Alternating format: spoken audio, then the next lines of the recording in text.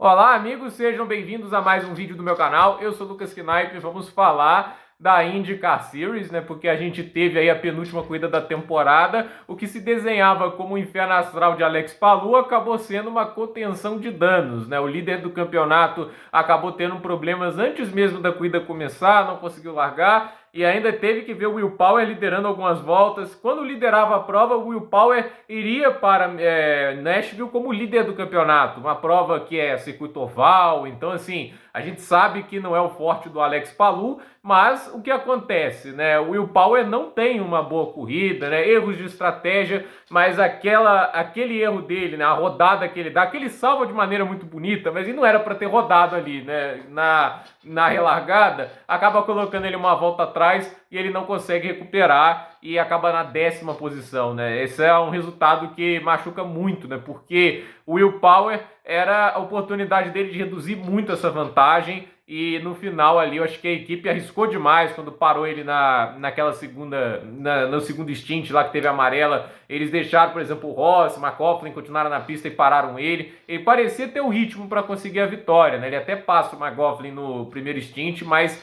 a questão que acontece é os erros, né? E o Palou erra muito pouco. Hoje foi até um problema mecânico, né? Não foi nem uma questão de ele errou, ele teve ali uma decisão errada. Foi um problema mecânico, acontece, né? Os carros eles são feitos de peças que acabam se deteriorando em alguns momentos, né? Nunca dá para checar 100% do que acontece ali. E a questão que eu coloco é, o Will Power, ele teve momentos bons da corrida, mas se chegasse ali na quarta, num top 5, ele reduzia essa vantagem ali para uns 20 pontos, o que colocava ele numa condição de poder vencer a última prova e não depender que o Palou chegue fora do top 10, porque isso está muito difícil de acontecer. Ele teria que ter problema, ele teria que bater, porque agora a vantagem, se não me engano, é de 32 ou 34 pontos. Eu acredito que seja 32, né? O McLaughlin está com 47, mas aí é milagre para ser campeão, né? Então, assim, é um resultado negativo pelo fato de que houve a oportunidade de ganhar mais pontos e ele tira menos do que tirou ontem, né? Ontem o Paulo chegou em quinto, o Power em segundo. Então,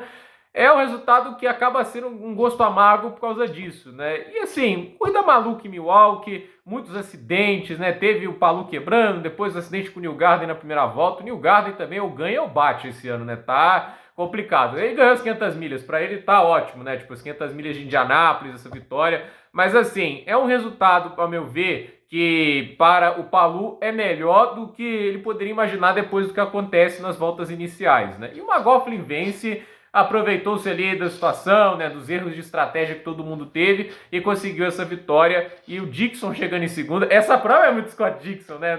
Ninguém vê ele na prova do nada, segundo. Quase atacou o McLaughlin nas voltas finais, mas o carro dele não estava bom no fim de semana inteiro, né? Tipo, ele reclamou muito do carro, não conseguiu um bom ajuste, né?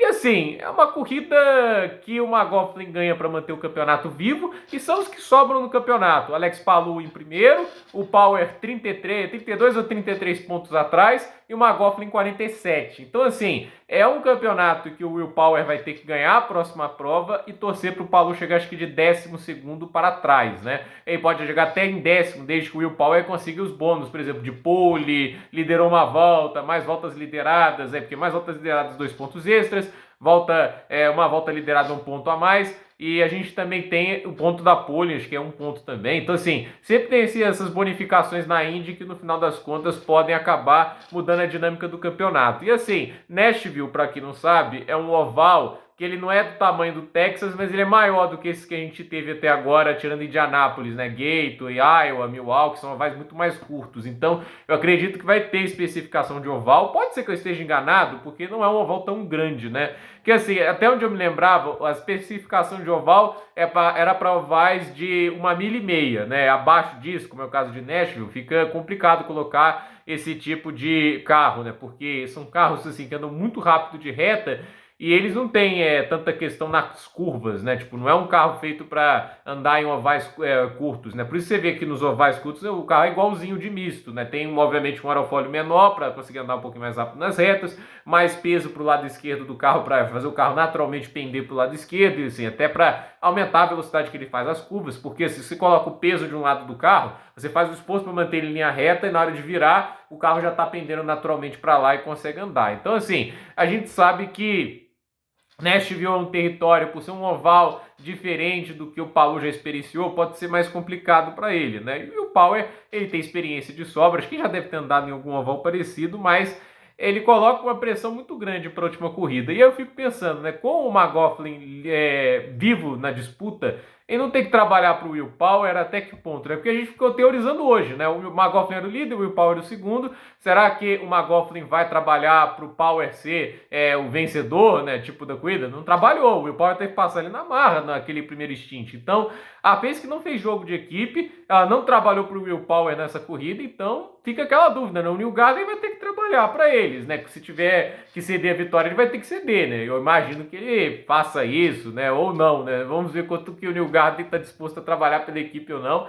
Mas agora é isso, né? E o Palou se beneficia de, como eu sempre digo, né? Escapar dos incidentes e tá sempre completando as corridas. O que acontece hoje é um problema mecânico. Isso é um negócio assim que não tá ao alcance do Palou, tá ao alcance da equipe dos engenheiros. Mas eu acho que assim, o Alex Palou, ele teve aí uma corrida que acaba sendo muito prejudicada, mas continua na pista depois, né, com certo problema, e em vez de terminar em 27º, termina em 19º, que soma alguns pontos a mais, né, o que permite ele ter uma posição de chegada limite, né, para ser campeão na próxima corrida melhor, né, tipo, se ainda tivesse a regra da pontuação dobrada, né, da última corrida, que a gente já teve isso, né? Teve uma época que a gente fazia pontuação dobrada para as corridas de 500 milhas, que chegou a ser pouco no Fontana e Indianápolis, e a última corrida também, que eu achava legal, né, dar um peso extra para as corridas de 500 milhas, mas agora não é assim, né? Tipo, nenhuma corrida tem pontuação dobrada, né? Indianápolis só tem ali alguns pontinhos extras para classificação. Antes a classificação de Indianápolis era valer a pontuação de uma corrida, né? Então, assim, eu acredito que, como não tem mais a pontuação dobrada, torna mais difícil, até torna possível o que aconteceu no passado, né? Daquele jogo que acaba tendo, naquela temporada que acaba tendo um campeão com antecedência, que na Indy não aconteceu, acho que desde 2005 com o Weldon, né? Posso estar até enganado, né? Se foi com antecedência naquele ano, mas é raro na Indy ter campeão com antecedência. Não é o caso desse ano. O Power, a meu ver, tanto o McLaughlin e o Power têm acompanhado bem em termos de velocidade o Palou, mas não tem conseguido acompanhar em termos de regularidade. Então, a ver o que acontece. Gente, por esse vídeo é isso. Tudo nos comentários, deixe seu like, se inscreva no canal, compartilhe esse vídeo e até o próximo vídeo.